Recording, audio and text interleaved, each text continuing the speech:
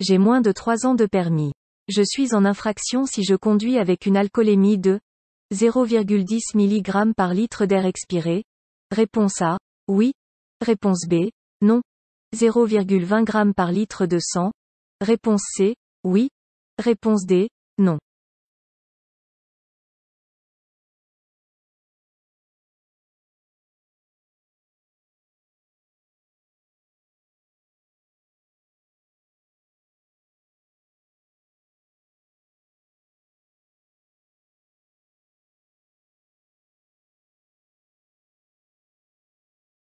Étant en période probatoire puisque j'ai moins de 3 ans de permis de conduire, il m'est interdit de conduire avec une alcoolémie supérieure ou égale à 0,20 g par litre de sang. Cela correspond à 0,10 mg par litre d'air expiré. Je suis en infraction et ne dois pas prendre le volant.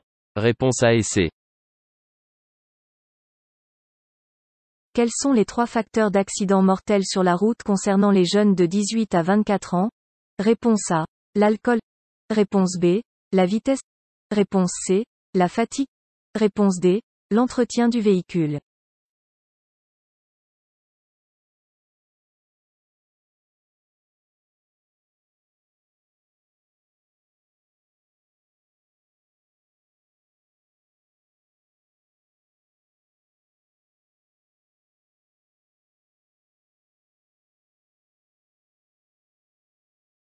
Chaque année, les 18 à 24 ans paient un lourd tribut. En effet, les principaux facteurs d'accident les concernant sont l'alcool, la vitesse ainsi que la fatigue. Malheureusement, on peut rajouter l'utilisation du téléphone au volant. 16% des conducteurs décédés avaient moins de 2 ans de permis. Réponse A, B et C. Je reçois un appel. Je peux décrocher via des écouteurs. Réponse A, oui. Réponse B, non. Via la fonction Bluetooth. Réponse C, oui. Réponse D, non.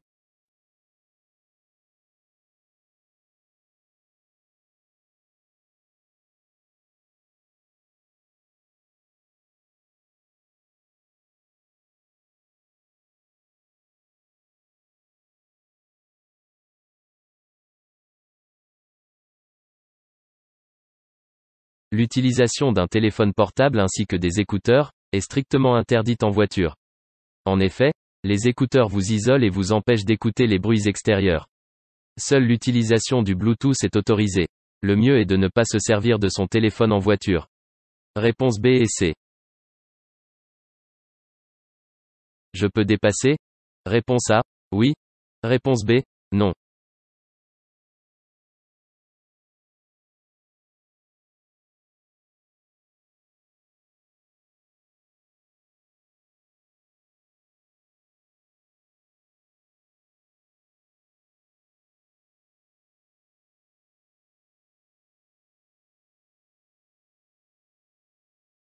J'arrive à hauteur d'un passage piéton. Il faut imaginer que le cycliste peut faire un écart à tout moment. J'aperçois, à gauche, une personne qui traverse. Je suis alors dans une zone d'incertitude. À droite, une camionnette stationnée masque la visibilité du passage piéton et est stationnée sur une bande cyclable. Je suis donc en présence d'une zone de danger. Un piéton pourrait surgir de derrière la camionnette. Je place mon pied au-dessus du frein. Je ne peux donc pas dépasser. De plus, une voiture arrive en face. Réponse B. Je vais en direction de Saint-Laurent-du-Var. Je suis bien placé. Réponse A, oui. Réponse B, non. Je peux dépasser le véhicule par la droite. Réponse C, oui. Réponse D, non.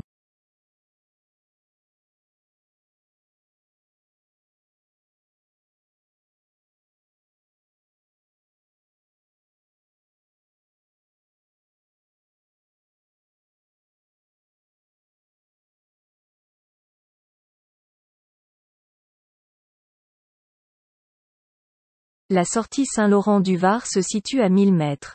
Je suis bien placé sous la flèche en direction de cette sortie. Au vu des marquages au sol, je ne suis pas en mesure de pouvoir dépasser le véhicule de gauche. Je dois ralentir de façon à ne pas effectuer cette manœuvre.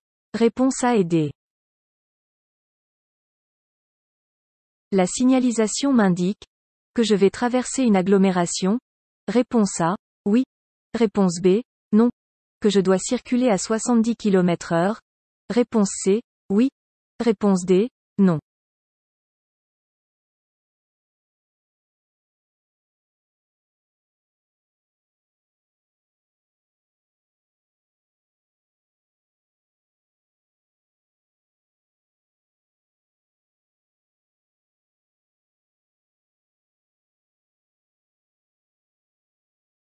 Le panneau noir indique que je traverse un lieu-dit. Le cartouche jaune se trouvant au-dessus m'indique le type de route sur lequel je circule. Ce cartouche jaune veut dire que je circule sur une départementale. Le panneau de vitesse m'indique la limitation de vitesse maximale autorisée, je peux donc circuler à 70 km/h, mais ceci n'est pas une obligation. Réponse B et D. La signalisation m'interdit de tourner à gauche. Réponse A, oui. Réponse B, non.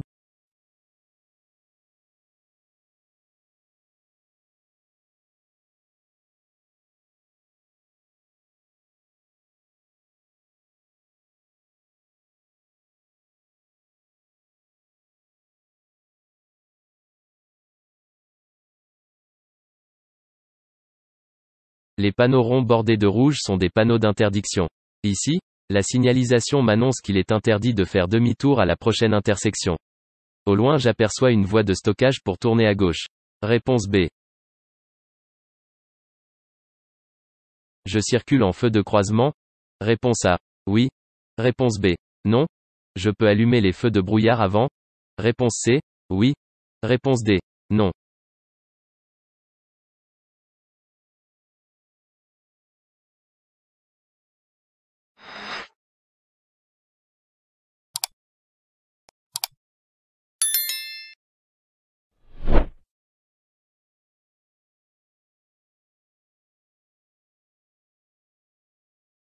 Dans cette situation, je dois obligatoirement circuler avec les feux de route.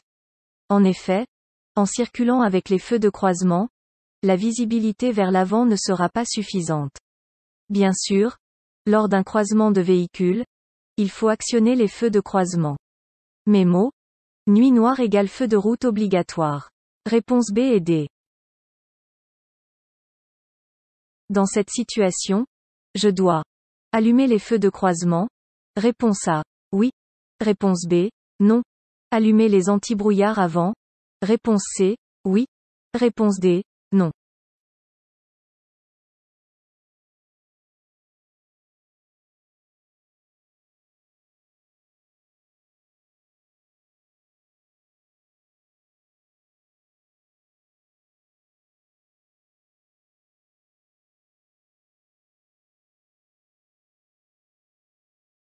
Lorsqu'il pleut, je dois allumer les feux de croisement. Les anti-brouillards avant ne sont pas nécessaires pour l'instant car il ne pleut pas suffisamment pour les allumer. Par ailleurs, cette situation ne rend pas leur utilisation obligatoire. Réponse A et D.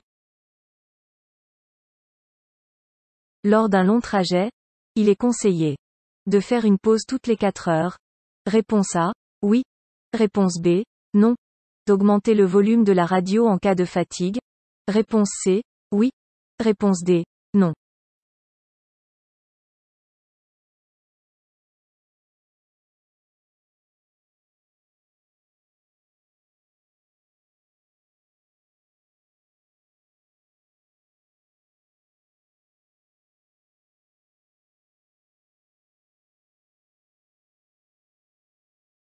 Pour voir, penser et agir avec efficacité, le conducteur doit savoir tenir compte des premiers signes qui alertent sur son état de fatigue. C'est souvent sur de longs trajets que la somnolence se déclenche. Ainsi, il faut absolument se reposer avant de prendre le volant pour être en pleine possession de ses moyens et de ses capacités physiques. Il est conseillé de faire une pause toutes les 2 heures d'une durée de 15 minutes environ. Le fait d'augmenter le volume de son autoradio ne diminue pas la fatigue. Réponse B et D. Ne pas s'arrêter à un contrôle de police c'est commettre. Réponse A. Un délit de fuite. Réponse B. Un refus d'obtempérer.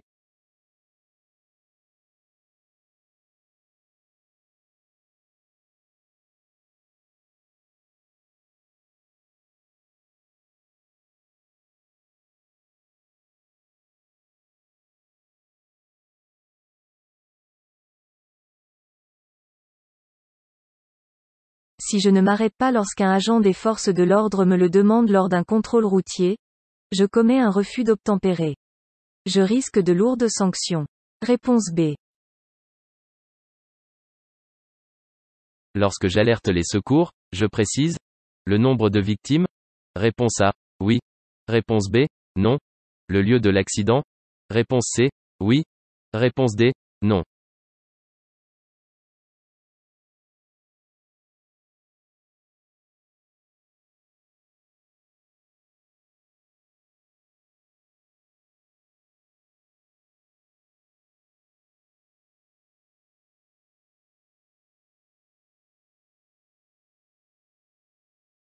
Lorsque j'alerte les secours pour un accident, je communique l'essentiel. Notamment le lieu de l'accident, le nombre de victimes, leur état, consciente ou non, et le nombre de véhicules impliqués. J'attends d'ailleurs que les secours me demandent de raccrocher, pour pouvoir compléter des informations dont ils auraient besoin. Réponse A et C.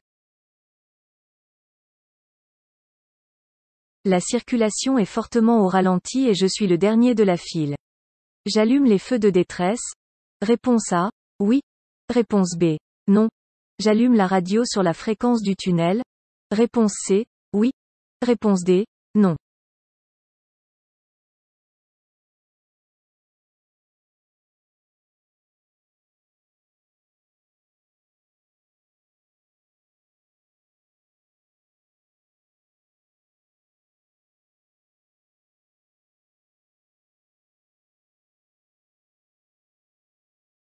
Les feux de détresse sont à utiliser en cas de panne, d'accident ou de fort ralentissement comme c'est le cas ici. Les tunnels sont équipés pour transmettre la radio.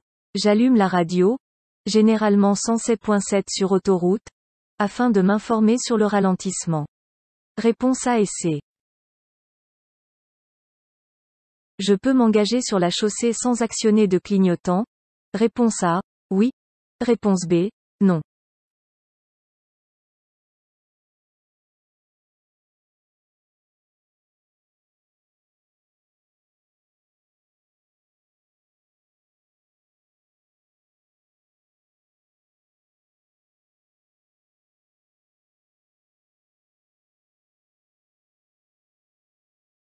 Avant de quitter un stationnement, je dois toujours surveiller ce qui se passe devant et derrière moi afin d'éviter de surprendre.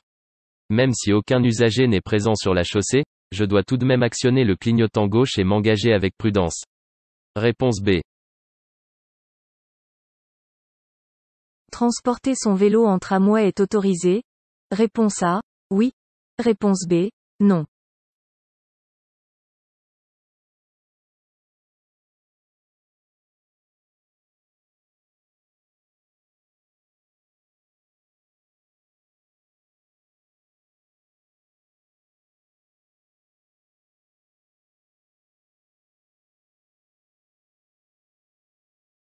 Afin de pratiquer l'écomobilité et l'intermodalité, les vélos sont admis dans les tramways. Attention toutefois, car certaines rames peuvent refuser le vélo aux heures de pointe. Bien se renseigner. Réponse A. Ce conducteur a les mains bien positionnées sur le volant? Réponse A, oui. Réponse B, non.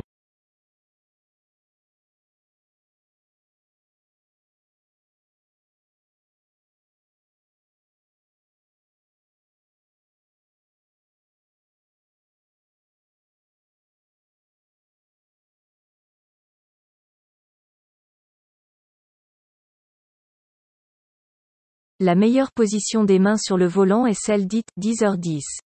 En effet, cette position des mains permet une action rapide sur les commandes. En cas de choc violent ou déclenchement de l'airbag, une mauvaise position des mains pourrait me blesser gravement. Ce conducteur a les mains bien positionnées sur le volant. Réponse A. Pour éliminer l'alcool, je bois de l'eau. Réponse A. Oui. Réponse B. Non. Je bois du jus de fruits. Réponse C. Oui. Réponse D. Non.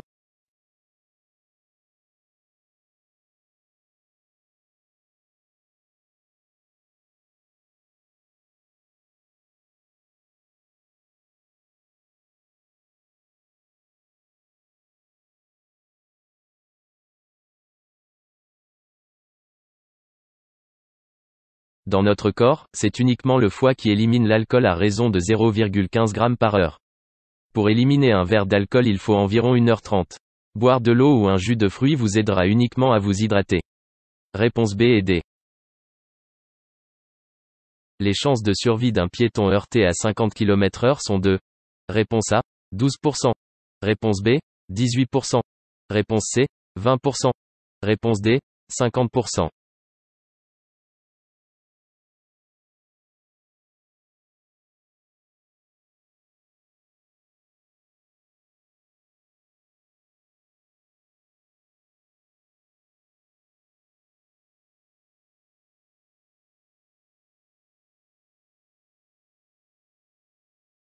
Plus la vitesse augmente, plus les chances de survie d'un piéton deviennent faibles. Un piéton a 95% de chances de survie lors d'un choc à 30 km/h, 20% à 50 km/h et proche de 0% à 60 km/h. Le piéton est un usager vulnérable, il faut être vigilant. Réponse C. Compléter un constat amiable chez soi lorsque les deux parties l'ont signé est possible? Réponse A, oui. Réponse B, non.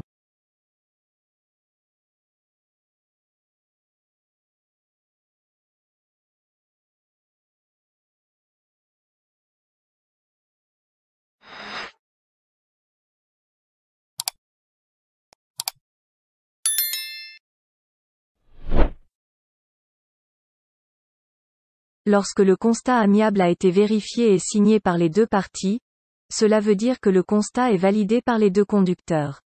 Dans ce cas, il n'est plus possible de changer quoi que ce soit. Il devient un document officiel irrévocable. Réponse B. Je peux dépasser les deux véhicules? Réponse A, oui. Réponse B, non.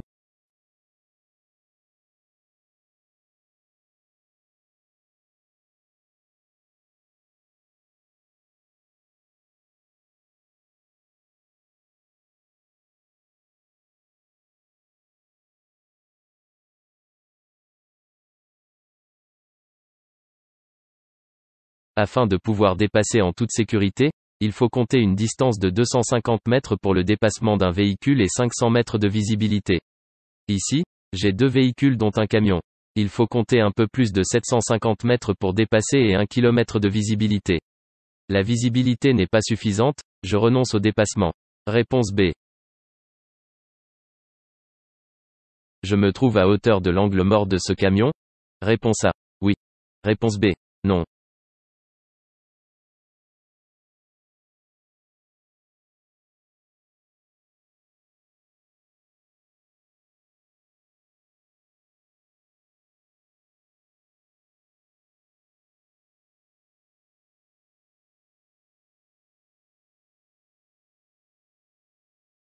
Les angles morts d'un poids lourd sont importants et présents sur les côtés et à l'arrière. Je dois les connaître pour éviter de surprendre le conducteur du poids lourd au moment d'un changement de direction ou d'un éventuel écart. Dans cette situation, je suis dans l'angle mort du camion. Réponse A. Rouler 10 km/h en dessous de la limitation de vitesse permet d'économiser du carburant? Réponse A. Oui. Réponse B. Non. Est-ce dangereux? Réponse C. Oui. Réponse D. Non.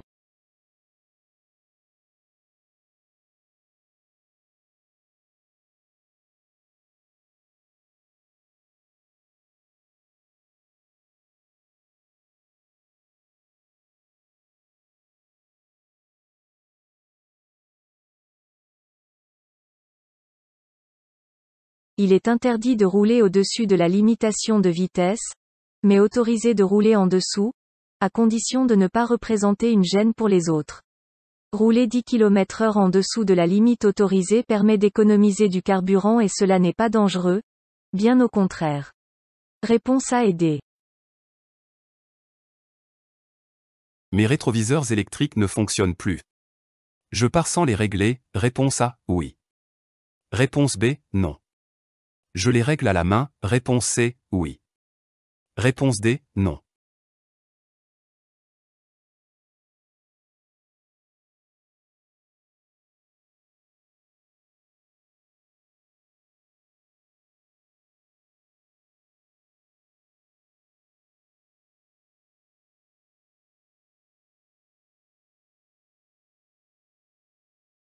Très souvent, cette défaillance survient à la suite d'un choc ou sous l'effet du givrage du mécanisme par temps très froid. Il ne faut surtout pas partir sans avoir les rétroviseurs réglés. Il est possible de les régler à la main sans trop forcer sur le miroir du rétroviseur. Réponse B et C. Des pneus sous-gonflés peuvent entraîner une surconsommation de carburant, réponse A, oui. Réponse B, non. Une usure prématurée des pneumatiques, réponse C, oui. Réponse D, non.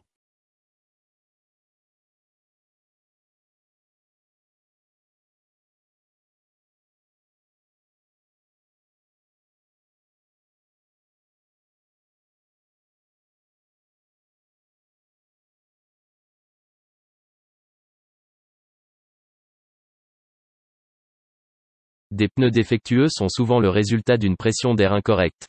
En outre, ils affectent la sécurité. Des pneus sous-gonflés peuvent étendre les distances de freinage et altèrent les performances de conduite en aquaplaning. De plus, le pneu chauffe trop et se déforme, ce qui peut l'endommager et entraîner une surconsommation de carburant. Réponse A et C. La taille et la forme des feux varient selon le type de route, réponse A, oui. Réponse B, non. La vitesse autorisée, réponse C, oui. Réponse D, non.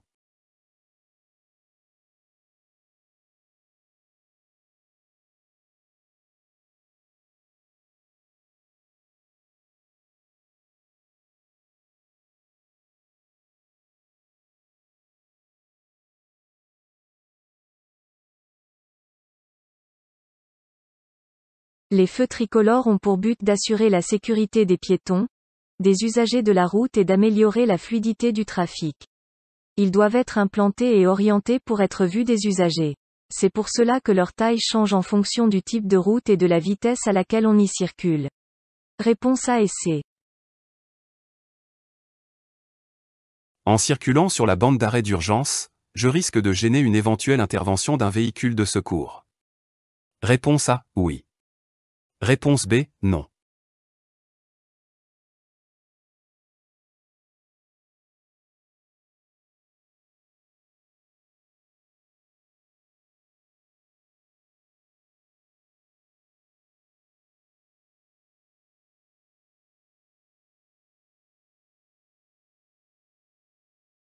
À droite se trouve la bande d'arrêt d'urgence.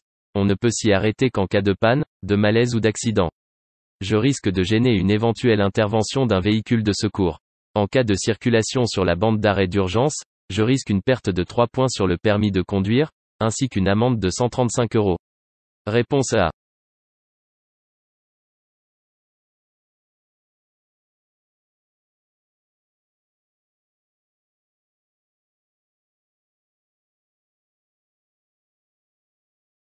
J'ai eu raison de me déporter sur la gauche. Réponse A, oui. Réponse B, non.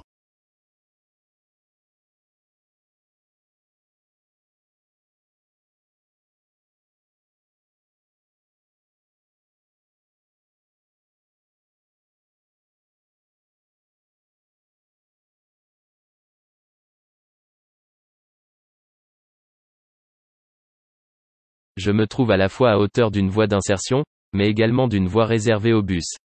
La circulation sur la voie de bus y est strictement interdite. J'ai eu raison de changer de voie. Réponse A. Un rétroviseur intérieur peut être électrochrome. Réponse A, oui. Réponse B, non.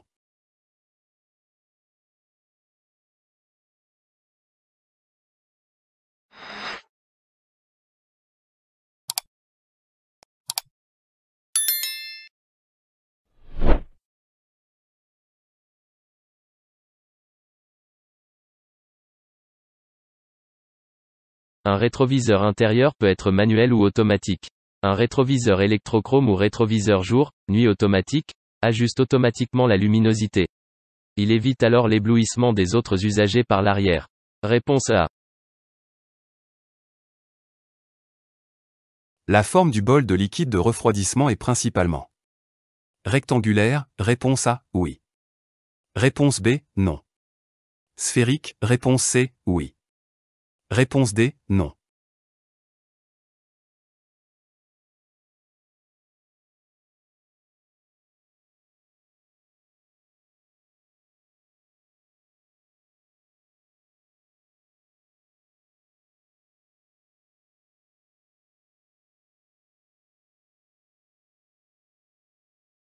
Chaque liquide a un bol spécifique et les liquides peuvent avoir des couleurs différentes. Le bol du liquide de refroidissement a un bouchon de couleur noire et le bol a une forme sphérique. Réponse B et C.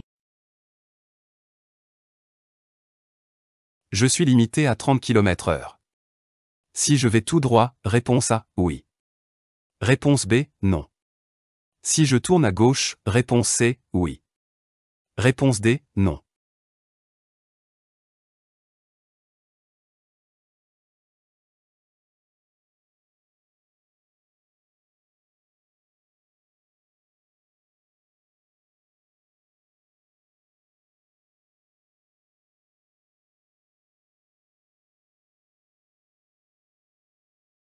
J'entre dans une zone limitée à 30 km/h, que j'aille à droite, à gauche ou tout droit, je serai limité à 30 km/h jusqu'à ce que je rencontre le panneau fin de zone 30.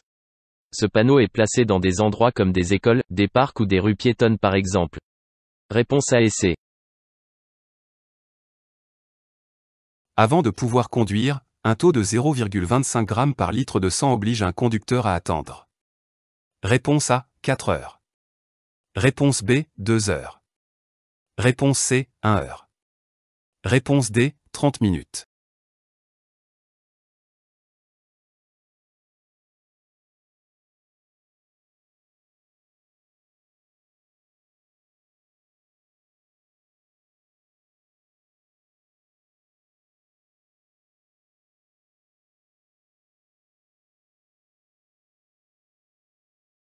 Il faut savoir que c'est le foie qui élimine l'alcool. Il élimine environ 0,15 g par heure. Il me faudra environ 2 heures pour éliminer complètement l'alcool. Évitez de boire du lait, de l'huile et n'essayez pas de transpirer. Cela ne sert à rien et n'enlève ni les effets, ni le taux d'alcoolémie. Réponse B. Je me trouve dans l'angle mort du camion. Réponse A, oui. Réponse B, non.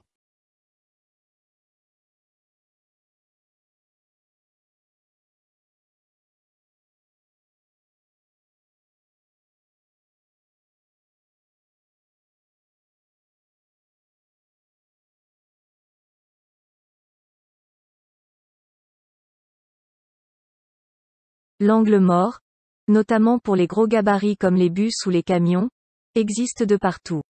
En effet, ces véhicules n'ont pas de rétroviseur intérieur, ils n'ont que des rétroviseurs extérieurs, leur permettant de voir ce qu'il se passe autour d'eux. Étant trop proche de lui, ce véhicule ne me voit pas. Un angle mort est ce que l'on ne voit pas avec nos rétroviseurs et notre champ de vision. Je suis donc dans l'angle mort du camion. Réponse A. L'indice le plus important est. Réponse A, le piéton. Réponse B, les feux stop des véhicules devant moi. Réponse C, le feu tricolore.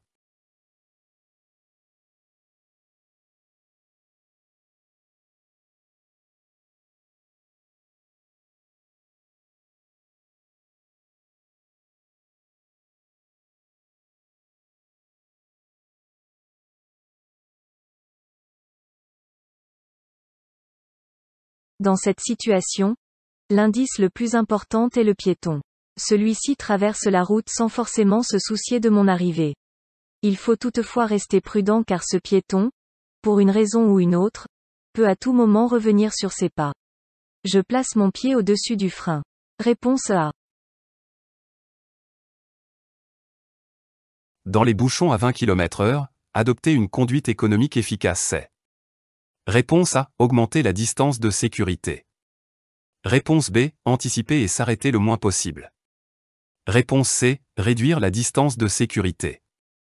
Réponse D, accélérer dès que possible.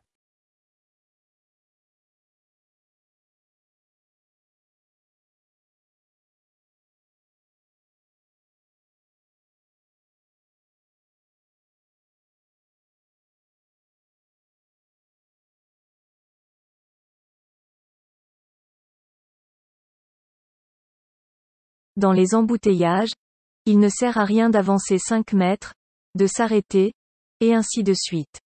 En se comportant de la sorte, on reste toujours en première et on consomme beaucoup. Il convient d'attendre que la voiture de devant soit assez éloignée pour avancer. Ensuite, on accélère légèrement puis on passe en seconde, et là, on laisse la voiture avancer toute seule.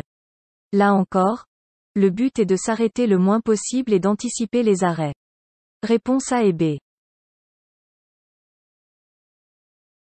Je tourne à droite, je dois m'arrêter. Réponse A, oui. Réponse B, non.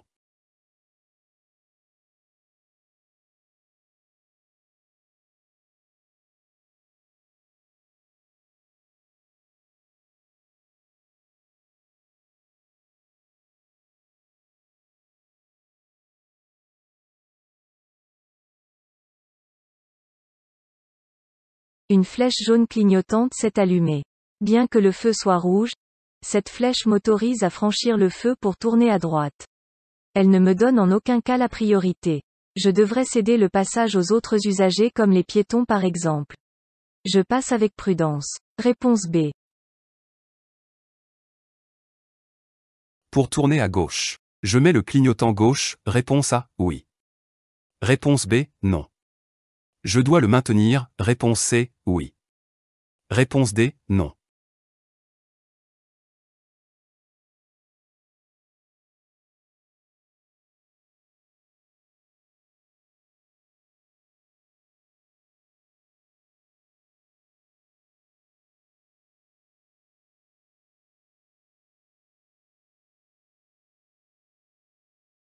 Tout changement de direction se fait avec le clignotant.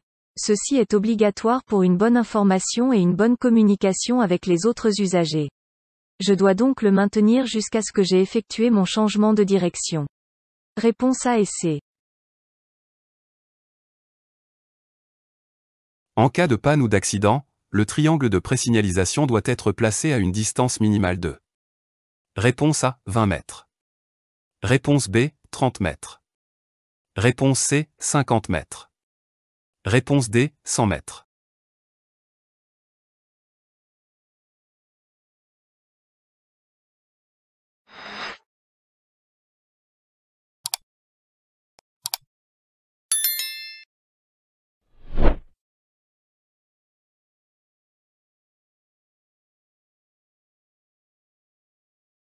En cas de panne ou d'accident, le triangle de présignalisation doit être placé à une distance minimale de 30 mètres. Il faut compter environ 30 pas. Réponse B. Le régulateur de vitesse permet de maintenir une vitesse constante, réponse A, oui. Réponse B, non. Peut se désactiver avec l'accélérateur, réponse C, oui. Réponse D, non.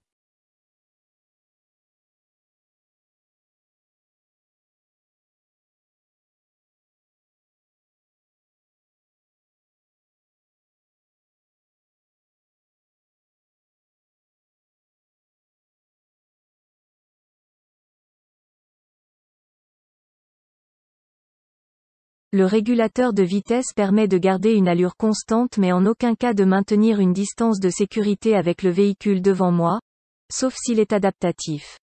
Je dois le désactiver de façon à respecter les distances de sécurité avec l'embrayage, le frein ou par le biais de la commande. Réponse A et D.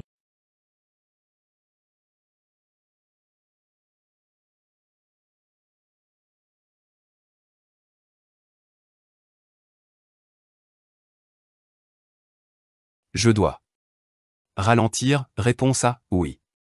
Réponse B, non. Laisser le scooter s'insérer, réponse C, oui. Réponse D, non.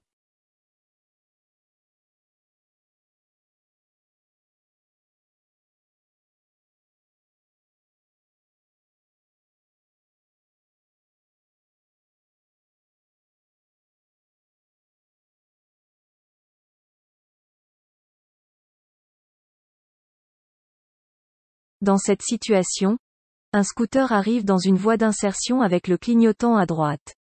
Je dois rester vigilant. Toutefois je dois ralentir au cas où le conducteur du deux roues déboucherait devant moi. Il faut anticiper. Par contre, comme il est dans une voie d'insertion, c'est à lui de ralentir et de me céder le passage. Réponse A et D. Je suis à hauteur, réponse A, d'une zone de danger. Réponse B, d'une zone d'incertitude. Je place mon pied au-dessus du frein, réponse C, oui. Réponse D, non.